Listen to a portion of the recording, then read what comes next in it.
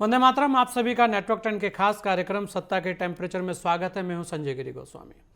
देश के पीएम नरेंद्र मोदी और गृह मंत्री अमित शाह की अपनी तरह की कार्यशैली है। वो समय समय पर प्रयोग करते हैं। सरकार और बीजेपी संगठन में भी उनकी कार्यशैली की जो स्पष्ट छाप है वो दिखती है। बीजेपी के नए प्रयोग में छत्तीसगढ़ और मध्य प्रदेश में तमाम अटकलों से हटकर नए चेहरों को राज्य की जो कमान है वो सौंपी गई है। और कहीं ना कहीं अब राजस्थान में भी ये कहा जाने लगा है कि क्या कोई नया चेहरा वहां पर भी सामने आएगा।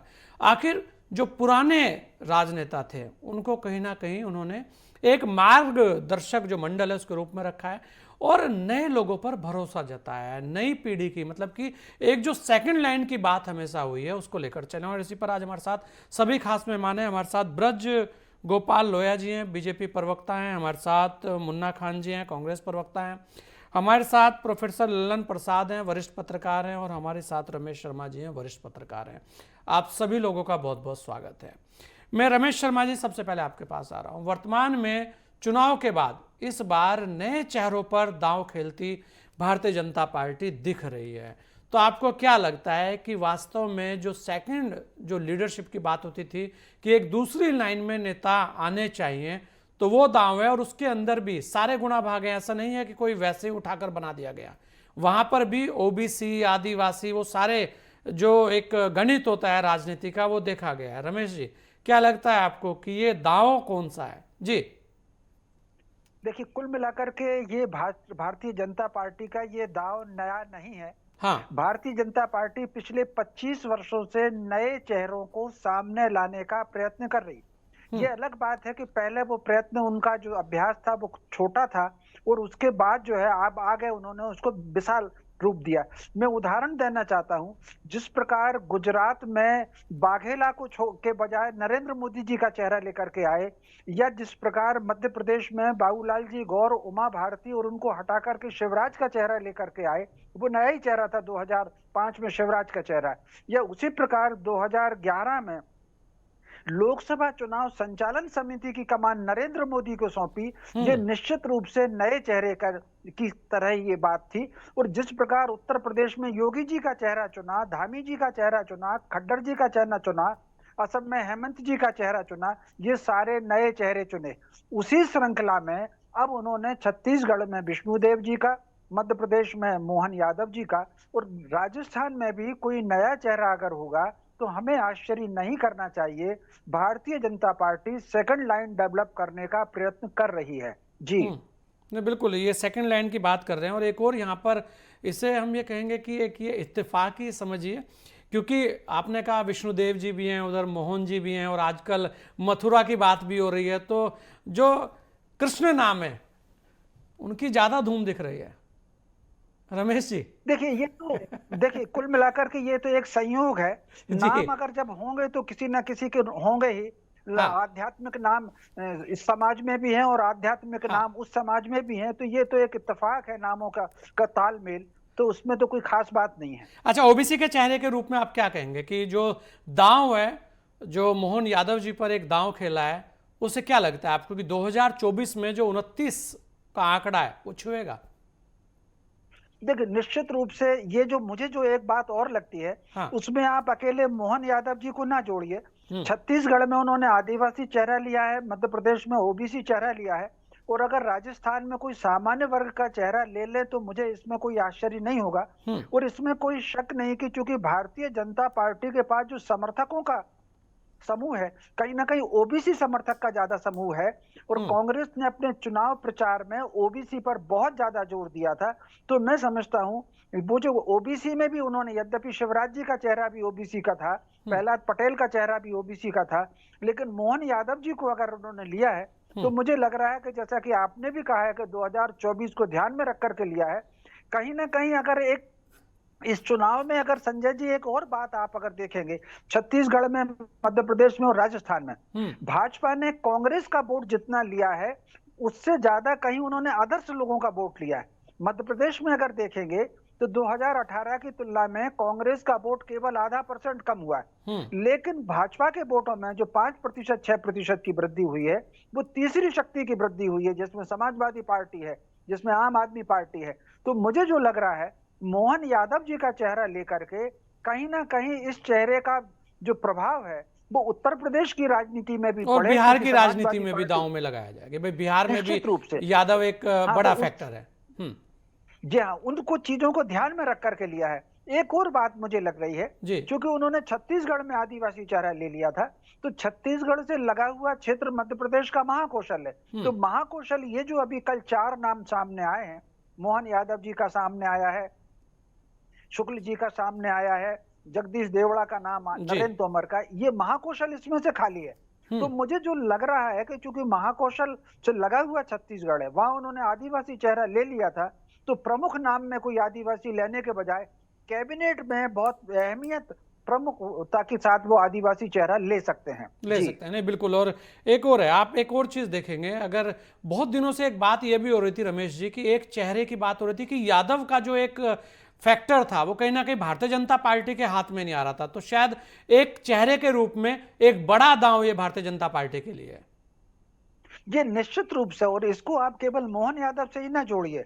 मध्य प्रदेश में चुनाव प्रभारी के रूप में उन्होंने भूपेंद्र यादव जी को भेजा था, और इसके अलावा आप मान करके चलिए कि मोहन यादव और भूपेंद्र यादव जी की ये जोड़ी बिहार और उत्तर प्रदेश में लोकसभा के चुनाव में महत्वपूर्ण भूमिका अदा करेगी, इसमें कोई शक नहीं। इसके अलावा और भी ऐसे नेता हो सकते हैं जो भले ही वो यादव सरनेम ना लिखते हों, लेकिन उस समाज से संबंधित हों, ओबीसी के, उन सब की भूमिका भी बहुत महत्वपूर्ण अगले चुनाव में होगी।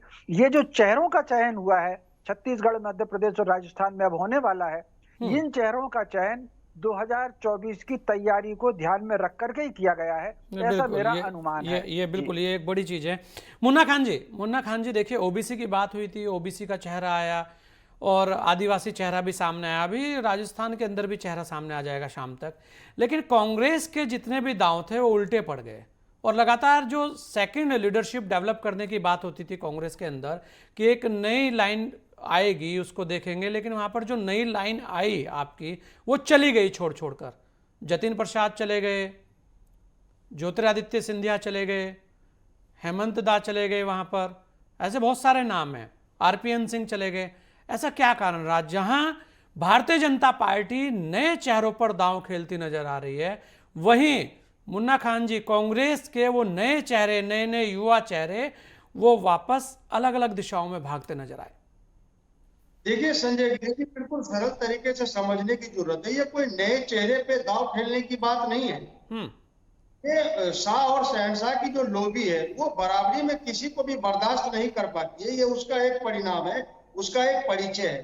क्योंकि अगर शिवराज सिंह जी मुख्यमंत्री बनते तो वो 5वीं बार लगातार किसी राज्य के मुख्यमंत्री बनते, और मैं समझता हूँ भारतीय जनता पार्टी में सबसे वरिष्ठ मुख्यमंत्री होते हुए। तो ये शाह और शहनशाह को पसंद नहीं है, इसलिए जितने भी शीर्ष नेतृत्व, जितने भी शीर्ष नेता थे, उनको साइडलाइन करने का काम शाह और शहनशाह ने किया। ये कोई मोहन यादव को हमदर्दी में मुख्यमंत्री नहीं बनाया, वो इसीलिए बनाया गया ताकि किस तरीके से केंद्र से, दिल्ली से, रिमोट कंट्रोल से मध्य प्रदेश को चलाया जाए। नहीं, आप ओबीसी की बात कर रहे थे मित्र हमारे, अगर ओबीसी की बात है, एक ओबीसी को हाय और दूसरे ओबीसी को बाय, ये कहाँ का इंसाफ है? जिसके पास 4-4 बार मुख्यमंत्री रहने का अनुभव हो, और उस आदमी को आप लाते हो जो उज्जैन दक्षिण से विधायक है, जिसे मैं समझता हूँ उज्जैन के बाद कोई नहीं जानता है, उससे आप कह रहे हो कि राज्य का विकास करो। ये समझदार लोग समझ रहे हैं कि आपके कथनी और करनी में कितना फर्क है। आप ओबीसी का ढोल न बजाए। ओबीसी की बात है तो शिवराज सिंह भी कोई स्वर्ण जाति से नहीं आ रहे थे, वो भी ओबीसी। ऐसा भी कहा जा रहा है मुन्ना खान जी की कांग्रेस को ये जो दांव है वो पच नहीं रहा। नहीं, कांग्रेस को दाव क्यों नहीं पचेगा? कांग्रेस को दाव पच, भारतीय जनता पार्टी के अंदरूनी मामला है। हाँ। आपने बुलाया तो मैं डिबेट पे आपको मैं बता रहा हूँ कि ये दिन और ये रात है, इसलिए कह रहा हूँ क्योंकि ये कोई राज्य के भला करने की बात नहीं है। हाँ। ये कहीं कहीं जो शीर्ष नेता, जो अनुभवी नेता थे, जो मोदी जी से कद जिसका ज्यादा बढ़ने लगा था, उनको साइडलाइन करने का काम किया, और उनके नाम की एक फेरिस्ट लिस्ट है, चाहे यशवंत सिन्हा हो, मुरली मनोहर जोशी हो, शत्रुघ्न सिन्हा हो, राजीव प्रताप रूडी हो, कई ऐसे फेरिस्ट नाम है। क्योंकि ये गुजरात लोभी किसी को अपने बराबरी में पर मुन्ना खान जी, आपको नहीं लगता कि एक जो नए लोग हैं उन्हें चांस देना चाहिए? आपको नहीं लगता मुन्ना खान जी कि जो नए लोग हैं, अगर मुन्ना खान दिल्ली में आए और राष्ट्रीय महामंत्री बने तो नहीं बनने चाहिए, वही पुराने चेहरे वहां रहने चाहिए? मैं आपको एक बात बता रहा हूँ, अगर मैं आपके पास एक जॉब के लिए ड्राइवरी नौकरी लेने लिया हो और आपके पास एक 15 साल का व्यक्ति खड़ा हो और एक कहे कि मैं अभी 3 महीने से गाड़ी चलाना सीख रहा हूँ, आप किसे पसंद करोगे? देखिए सवाल यहाँ का नहीं है, हाँ सवाल अनुभव का है, सवाल उस राज्य के विकास का है, सवाल वहां के युवाओं का है, वहां के किसान का है, जवान का है। सवाल आप उसे नेतृत्व दे रहे हो इसका नहीं है, आप उसे नेतृत्व दे रहे हो जिसे विधानसभा के बाहर कोई जनता तक नहीं, और जिस आदमी का आपने नाम लिया वो आदमी चौथी लाइन में बैठा था, उसे ये अनुभव भी नहीं था। तो मैं समझता नहीं, हूं कि यही तो बीजेपी की खासियत है कि जिससे कोई जानता नहीं था उसे जनवा दिया देश के अंदर। चलिए लोया जी खासियत जी, मुन्ना खान जी तो एकदम तने हुए हैं, वो बहुत सारी चीज़ों को मानने को भी तैयार नहीं है और ठीक भी है। उनके यहाँ पर भी एक दिक्कत यही है कि जो वहाँ पर युवा चेहरों पर दांव खेलने चाहिए, जो युवा चेहरों को आगे बढ़ाना चाहिए, वही लड़ाई कांग्रेस हमेशा लड़ती आई है। कहा गया है कि वहाँ भी युवा और एक पीढ़ी है जो पुरानी है, वहाँ पर कहीं ना कहीं एक द्वंद्व है, वो भले ही कोई माने या ना माने। लेकिन चलिए ब्रज गोपाल जी, जो नए चेहरों की बात हुई है, जो हमारे रमेश शर्मा जी ने बोला, लेकिन मुन्ना खान जी ने उस पर बहुत सारे क्वेश्चन मार्क लगा दिए, क्या कहेंगे आप? जी नहीं, देखिए, पहले तो मैं ये कहूं कि अगर मुन्ना खान जी के लिए कोई चेहरा नया है तो वो नया नहीं होगा। माननीय मोहन यादव जी 3 बार के विधायक हैं और अभी सरकार में उच्च शिक्षा मंत्री भी थे। अब सबका अपना अपना परिचय होता है। जहां तक प्रश्न भारतीय जनता पार्टी का है, तो हम 2 चीजें एक साथ लेकर चलते हैं। जैसा कांग्रेस पार्टी की संस्कृति है, हमारा वैसा कोई कार्य प्रणाली नहीं है कि एक व्यक्ति या एक परिवार को हम व्यवस्था को सौंप दें। हम तो सामूहिक नेतृत्व में विश्वास करते हैं। आज वो जिम्मेवारी जो है वो डॉक्टर मोहन यादव जी को दी है, परंतु पूरी भारतीय जनता पार्टी उनके पीछे खड़ी हुई है। भारतीय जनता पार्टी के सब वरिष्ठ नेताओं का अनुभव उनके साथ खड़ा हुआ है। सरकार चलाने का और संगठन चलाने का जिन्हें जबरदस्त अनुभव है, वो लोग उनके पीछे खड़े हैं। अब जो आपने प्रश्न किया था कि युवा नेतृत्व को क्यों नहीं जगह मिलती है, तो आप याद करिए कांग्रेस में भी मिला करती थी मुन्ना खान जी, परंतु एक समय आया और उस समय में जब एक नौजवान जो गांधी परिवार का नौजवान है उसे स्थापित करने के लिए तो उसके बराबर कोई चेहरा ना हो जाए, इसलिए युवाओं के पर कतरने का काम हुआ और अंततः नतीजा ये हुआ कि जितने ऊर्जावान युवा कांग्रेस में जुड़े थे वो सब कांग्रेस से छिटक कर दूर चले गए। और तीसरी बात जो आप अभी ओबीसी समुदाय के बारे में बात कर रहे थे, तो कांग्रेस पार्टी इनका केवल नाम लेती है, इनके नाम का उपयोग करती है, इनकी संख्या का उपयोग करती है, परंतु इनके कल्याण के लिए कोई काम नहीं करती है।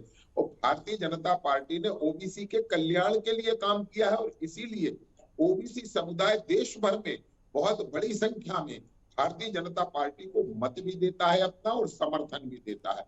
एक बात और आपसे जो कहूँ कि ये केवल जो तीसरी पंक्ति की कह रहे थे ना कि तीसरी पंक्ति के व्यक्ति को, हाँ, यही अंत्योदय है श्रीमान मुन्ना खान जी, यही अंत्योदय है कि जो अंत में बैठा है उसका उदय कर देना ही अंत्योदय है।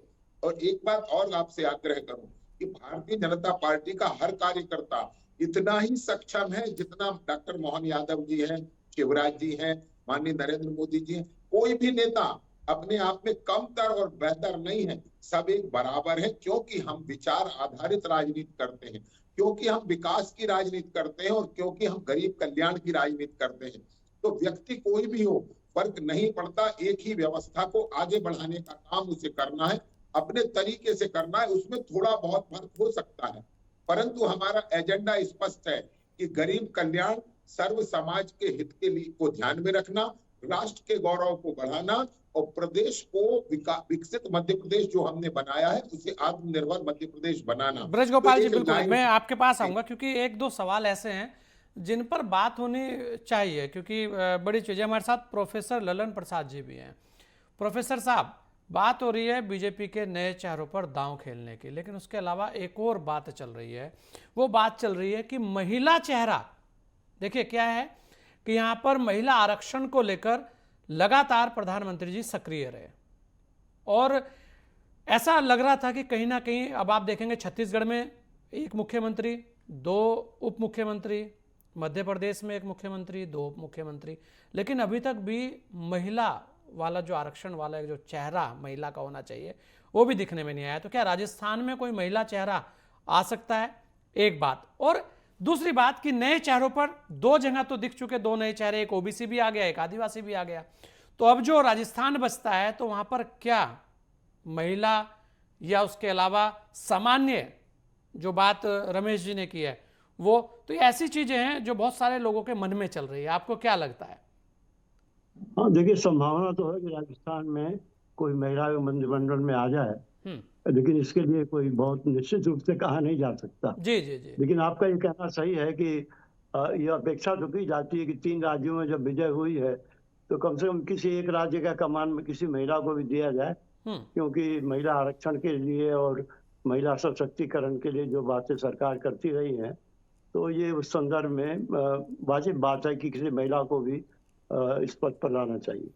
लेकिन देखिए, अब ये 2024 के चुनाव का जो समीकरण है उसको देखते हुए ये सारे परिवर्तन हो रहे हैं, और जो नए चेहरे लाने की परंपरा बीजेपी में है वो बराबर से हम देख रहे हैं कि शुरू से ही बीजेपी के अंदर ये बात चली आ रही है कि नए नए लोगों को आगे लाया जाए। और शिवराज सिंह चौहान जैसे लोग जो 3 बार मुख्यमंत्री रह चुके स्टेट के, तो ये सब भी नए चेहरे थे एक समय में, हरियाणा के मुख्यमंत्री और सब लोग। और जो मोहन यादव का हुआ है, ये तो बहुत स्ट्रेटेजिक मूव है बीजेपी का।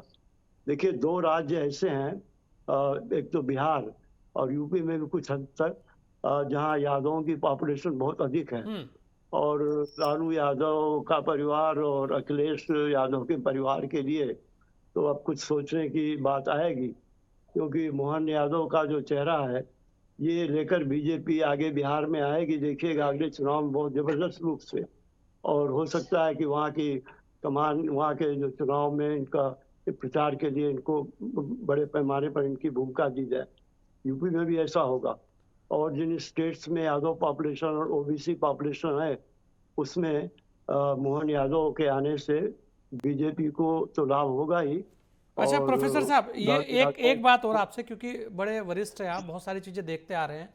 एक बात हर दल करता रहा बीच में, और अगर वैसे देखें तो हमेशा वही बात कहता है कि जातिगत जो राजनीति है या जातिगत जो दांव पेच हैं उन्हें राजनीति से दूर रखा जाए और कहीं ना कहीं विकास की बात करी जाए। लेकिन जो चेहरे आ रहे हैं और जो बातें हो रही हैं, सब लोगों को आपने सुना, और ये एक डिबेट में नहीं, आप किसी यहाँ भी सुनिएगा तो वो जातिगत जो दांव पेच हैं वो दिखेंगे। तो आपको लगता है कि आने वाला समय जो बात हो रही थी कि जातिगत चेहरे या जातिगत जो गुना भाग है उससे दूर हो सकती है राजनीति? क्योंकि जो चेहरे आए हैं, जो बात हो रही है, जो चर्चाएं हो रही हैं, वो सब जातिगत ही हो रही है अभी तक। ये जातिगत वाली जो बात आपने कही ना, ये एक वास्तविकता है जिसको अनदेखा नहीं, जिसकी अनदेखी कोई पार्टी कर ही नहीं सकती। क्योंकि जिस तरह से बीपी सिंह ने शुरुआत की थी ये ओबीसी का और जातिवाद का, और उसके बाद जो नीतीश कुमार ने उसको फिर उड़ा दिया, तो ये जातिवाद जो धीरे धीरे खत्म हो रहा था इस देश में, वो बिहार की राजनीति से फिर ऊपर आ गया। और अब जो 24 का चुनाव है बहुत नजदीक है, और किसी पार्टी के लिए यह संभव नहीं कि वो जातिगत समीकरण की उपेक्षा करके इस चुनाव में आए। और इसको देखते हुए मैं समझता हूँ मोहन यादव का जो अपॉइंटमेंट है ये बहुत महत्वपूर्ण है। नहीं, बहुत महत्वपूर्ण। और प्रोफेसर साहब, एक और बात आप देखेंगे कि कांग्रेस के अंदर राहुल गांधी लगातार इस बात को कहते रहे कि अब जो है वो कमान कहीं ना कहीं नए चेहरों पर आनी चाहिए, नए लोगों को चांस देना चाहिए, लेकिन वहां वो विवाद चलता रहा और भारतीय जनता पार्टी ने उस चीज को समझा और उन्होंने अपने दांव लगातार खेलते गए। तो ये देखिए अंतर कितना बड़ा है वहां पर। नहीं, ये अंतर तो देखिए इसलिए ना कि भारतीय जो कांग्रेस पार्टी है उसके अंदर तो परिवार का इतना जबरदस्त होल्ड है कि वो जिसको चाहे जहाँ रख लें, जिसको चाहे निकालें दूध की मक्खी की तरह। उन्होंने नए लोगों को, नए चेहरों को दांव पर लगाया, उनको प्रधानमंत्री भी बनाया, और प्रधानमंत्री के बाद उनकी ऐसी बेइज्जती की जिसकी कल्पना नहीं की जा सकती। तो वहाँ तो परिवार को ही आगे रखा जाता, परिवार की महिमा गाई जाती है। और जितने कांग्रेस के नेता भी बड़े बड़े हैं, अगर वो परिवार की महिमा न गाएं तो वो रुक नहीं सकते, उनके साथ वो रह नहीं सकते। लेकिन बीजेपी में बात ये अलग है। बीजेपी एक कैडर बेस्ड पार्टी है, और इसके पीछे राष्ट्रीय स्वयंसेवक संघ का बहुत जबरदस्त प्रभाव है, जो एक डिसिप्लिन्ड ऑर्गेनाइजेशन है देश के अंदर और राष्ट्रीयता से उत्पन्न ऑर्गेनाइजेशन है। तो इसकी वजह से आप देखते हैं कि बीजेपी जो फैसले लेती है और नए चेहरे लाती भी है तो कोई उसके खिलाफ नहीं बोलता, और कोई हिम्मत नहीं करता कि वो कि मैं पार्टी से अलग हो जाऊंगा इसलिए या अपनी पार्टी बना लूंगा। और जिस किसी ने थोड़ा बहुत प्रयत्न किया तो उसको आप देखेंगे कि वो आगे नहीं आ पाता बीजेपी के अंदर। तो यहाँ पर एक डिसिप्लिन है, एक पार्टी की मान्यता है, एक परंपरा है जिसको लेकर ये पार्टी आगे बढ़ी है। और मैं समझता हूँ कोई भी पार्टी आगे तभी बढ़ती है जब उसमें नए चेहरे आए, नया खून आए। और बीजेपी जिन लोगों को ला रही है ये मजे हुए चेहरे हैं। मोहन यादव पहले एबीवीपी में रह चुके हैं, विद्यार्थी परिषद में इनकी बड़ी भूमिका रही है। और इसके बाद आरएसएस के संगठन में एक अच्छे प्रचारक रहे हैं। संगठन शक्ति इनके अंदर बड़ी अच्छी है। और फिर ये मिनिस्टर रहे ही है, उच्च शिक्षा मिनिस्टर थे इनके कैबिनेट में चौहान सिंह जी के साथ। तो इनको सब तरह का अनुभव है। और ये चेहरा नया तो देखने में जरूर लगता है, लेकिन अनुभवी चेहरा है। और मैं समझता हूँ कि बीजेपी की जो कार्यशैली है और बीजेपी की जो परंपरा है उसको ये आगे ले जाएंगे। और विकास की बात तो है ही, क्योंकि बीजेपी अगर इतना आगे आई है तो विकास के मुद्दे पर ही आई है। तो ये विकास का मुद्दा और जाति समीकरण ये दोनों ही चलेंगे इस चुनाव में। और जो अपॉइंटमेंट इस समय बीजेपी कर रही है, आप देखिए 10 दिन 11 दिन का टाइम लगा दिया उन्होंने चीफ मिनिस्टर चुनने में। तो इसके पीछे बड़ी सोच थी और स्ट्रेटेजी। चलिए बिल्कुल। मुन्ना सिंह जी एक लाइन में आप एक जवाब दीजिएगा कि 2024 के अंदर जो आपके दांव थे, जो अभी भी जो चेहरे, जिन चेहरों पर चुनाव आपके यहाँ लड़ा गया, चाहे वो मध्य प्रदेश हो, चाहे वो छत्तीसगढ़ हो, जहां पर विवाद खूब चले, तो क्या 24 में कुछ बदलाव के साथ जाएंगे या वहीं उन्हीं चेहरों के साथ मैदान में आएंगे? नहीं, उन्हीं चेहरों पे जाएंगे लगभग। बाकी शीर्ष नेतृत्व फैसला करेगा। बात चेहरों की नहीं है, बात कहीं ना कहीं कुछ तो मिस्टेक हुई है जिसकी वजह से कांग्रेस पार्टी हारी है चुनाव। क्योंकि आपके जैसे आप जैसे मित्र बंधु भी कह रहे थे, एग्जिट पोल भी कह रहा था, वहां की जनता भी कह रही थी। तो कहीं ना कहीं कुछ तो गड़बड़ियां हैं जिसको अब ठीक करने की और सुधार करने की जरूरत है और थोड़ी सी एक्शन लेने की जरूरत है। वो मैं सार्वजनिक तौर पे नहीं कह सकता, ये अभी हमारे अंदर खाने मसले चल रहे हैं। कहीं ना कहीं एक ठोस, एक हिसाब से मैं ये कहूँ कि ठोस निर्णय लेने की जरूरत है कि अब करना क्या है। क्योंकि एक बात आप समझिए गिरी साहब, 10 सेकंड लूंगा आपको। मजदूर भी परेशान, युवा भी परेशान, जवान भी परेशान, किसान भी परेशान, व्यापारी भी परेशान। आखिर भारतीय जनता पार्टी को वोट दे कौन रहा है? इन बातों पे मंथन हो रही है और बहुत जल्दी ही हम लोग निर्णय पे पहुंचेंगे। और 2024 का चुनाव पर एक निर्णय और भी देखना चाहिए ना कि आपके यहाँ से जो युवा पीढ़ी है वो छोड़कर क्यों जा रही है? नहीं देखिए, ये भी तो आपको सोचना चाहिए ना कि ज्योतिरादित्य सिंधिया क्यों गए, जतिन प्रसाद क्यों गए, आरपीएन सिंह क्यों गए, अशोक तंवर क्यों गए? ऐसे बहुत सारे चेहरे, एक नाम नहीं बहुत सारे नाम है आपके सामने। जी कह रहा हूँ, साइंस ने इतनी तरक्की की है, आने वाले को रोक दिया, जाने वाले को नहीं रोका। और ये सिलसिला सिर्फ कांग्रेस में नहीं, भारतीय जनता पार्टी में नहीं। भारतीय जनता पार्टी में गए, लेकिन वो तो जाके भी सरकार ला रहे हैं ना मुन्ना भाई। अगर उनके यहाँ से कोई जा भी रहा है तो सरकार तो उनकी आ रही है, तो क्या फर्क पड़ रहा है उनको? लश्कर भी। मुझे आवाज रमेश जी अगर 2024 को देखें तो 2024 के अंदर, क्योंकि छत्तीसगढ़ भी अहम है और मध्य प्रदेश भी अहम है, उसके अलावा राजस्थान में चेहरा अभी शाम तक घोषित हो जाएगा, जिससे कि दावे लग रहे हैं कि कहीं ना कहीं महिला चेहरा आ सकता है, क्योंकि महिला आरक्षण की बात हुई थी और अभी तक जो 2 जगह जो चेहरे आए हैं उसमें एक भी महिला नहीं है, चाहे वो डिप्टी सीएम है, सीएम है। तो यहां पर कुछ ऐसा देखने को मिल सकता है, इस तरीके के कयास लग रहे हैं। अभी तो कयास ही कहेंगे, बाकी तो जब 4 बजे के बाद पता लगेगा कि आखिर वहां पर कौन सा एक धमाका हुआ है।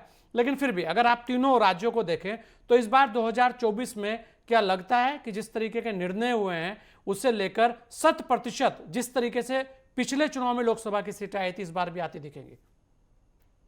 देखिए, इसमें कोई शक नहीं कि भारतीय जनता पार्टी जो तैयारी कर रही है उस तैयारी से अगर 100%, जैसे मध्य प्रदेश में 29 में से 28 है उनके पास जी, छत्तीसगढ़ में 10 में से शायद 7 है उनके पास में, इसी तरीके से राजस्थान में भी उनके पास मैक्सिमम है। तो मैं समझता हूँ ये जो तीनों प्रांतों में जिस तरीके से तैयारी और नेटवर्क काम कर रहा है, उससे मुझे जो लग रहा है कि 2024 के चुनाव में अगर भाजपा इन 3 प्रांतों में प्रगति नहीं करेगी तो अभी जो स्टेटस उनका है उससे नीचे नहीं जाएगी।